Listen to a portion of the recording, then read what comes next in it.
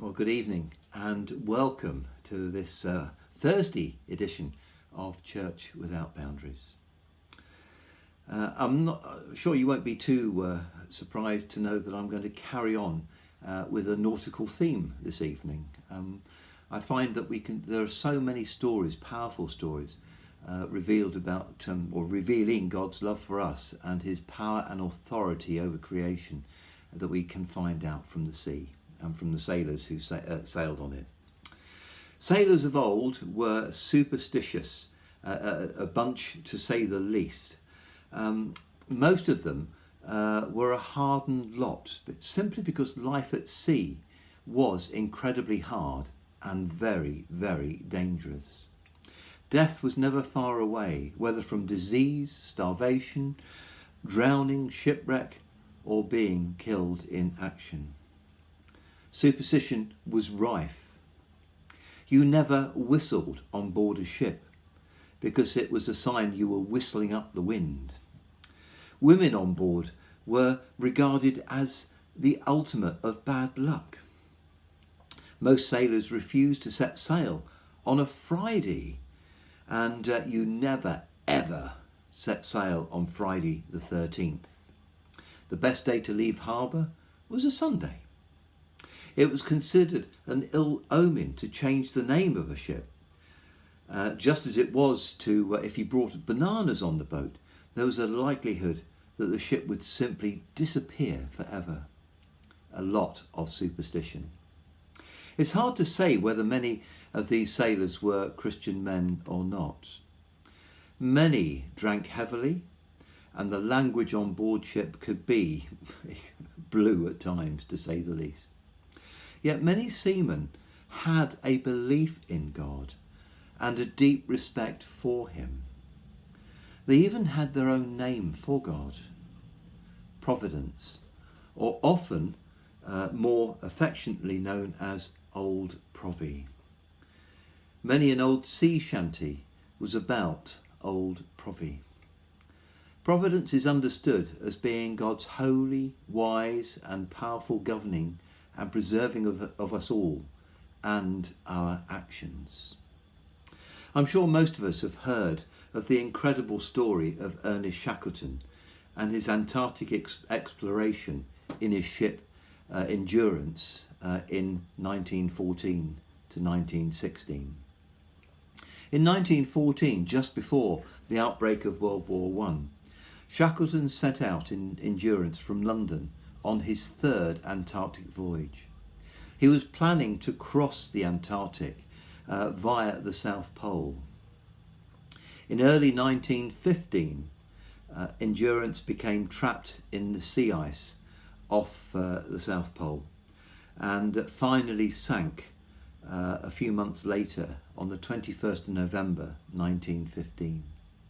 Shackleton and his crew lived on floating ice for some time before it became too dangerous. In April of 1916, they set off in 3 small boats heading for Elephant Island. They finally arrived at Elephant Island and they lived turned the boats over on the shore there, and they lived under those boats for protection. In search of finding help, Shackleton took 5 of his crew, and in the largest of these 3 boats, just an open boat 22 feet long, that's only a couple of feet longer than my little boat, they set off on an 800-mile journey in what's regarded as the world's roughest ocean, the Southern Ocean, to reach South Georgia. The voyage took them 16 days in an open boat. They faced 60-foot waves. The wind rarely fell below full gale force, and they lived on what they called hooch, seal blubber boiled down to form a hot, nutritious drink. Navigation was mainly by dead reckoning, and of the 16 days they were only able to take 5 sun sights. They were constantly drenched with freezing water, and 5 out of the 6 crew suffered frostbite. On reaching South Georgia on the 19th of May 1916, The sea was so rough that they could not enter the small harbour where the whaling station was based. Shackleton sailed the boat round to the leeward side of the island and beached it. At the very moment that boat touched the beach, the mainmast fell down, the shroud holding it parted, and the mast came down. If they had not landed there and then, they would have carried on for another 1,300 miles. Well, they would have all died, that was without doubt. Shackleton readily acknowledged that this was providence. Early the next day, by the light of a full moon, Shackleton and 2 others started out to cross the mountain range that separated them from Help and the whaling station.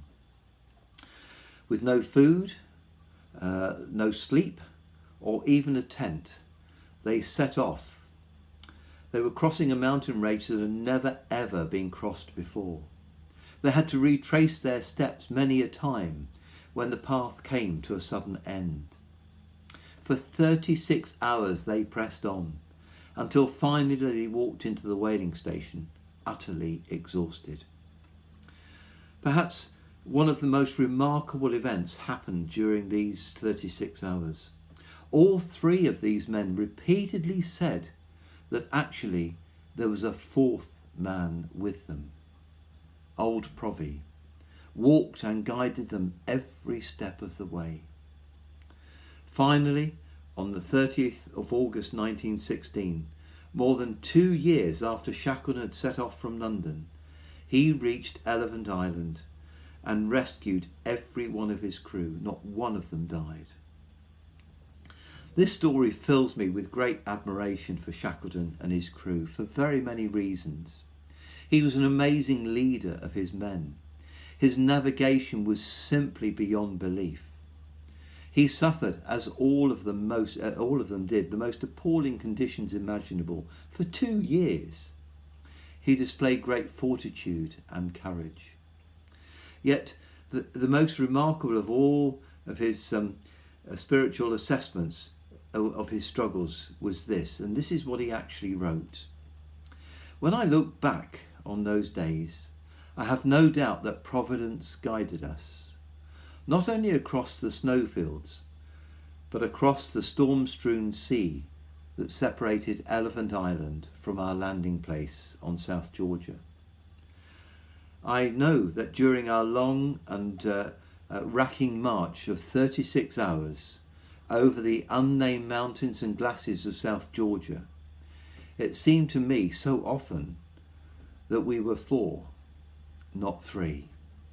I said nothing to my companions on this point, but afterwards Worsley, one of his co-crew, said, "Boss, I had a curious feeling that on the march that there was another person with us." The other crewman, an Irishman named Crean, confessed the same thing. One feels a dearth of human words, the roughest of human speech, in trying to describe things intangible, but a record of our journey would be incomplete without a reference to a subject very close to our hearts. I have no doubt that this is just one of hundreds of similar experiences men at sea have drawn on through the centuries.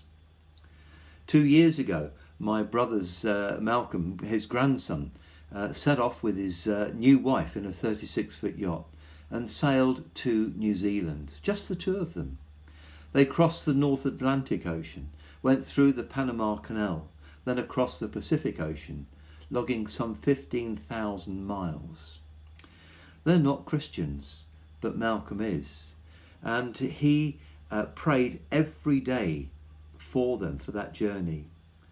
They didn't experience one single gale in that whole voyage, yet other yachts they met in various ports of call on the journey described some horrible, awful conditions. We who know the Lord can have absolute confidence in him. He is trustworthy and he pours out his grace on us in great abundance. I love the poem Footprints in the Sand, especially the part where the man looks round at the footprints when he's been going through the hardest parts of his life, and there he sees only one set of footprints. He asks God why he abandoned him at these points in his life, to which God says this: when you see only one set of footprints, that was when I was carrying you. I know it's a poem and not scripture, but I love that verse. Never be discouraged. We all go through difficult and painful times in our lives, but trust in Jesus, because he is the author and perfecter of our faith, because he can do far more than we can ask for or ever imagine. He has promised never to leave us nor forsake us. We are his dearly loved children, born of his Spirit, and so precious to him. So thank you for being with me this evening. May you receive the grace, blessing and peace of Jesus tonight and every night. God bless you.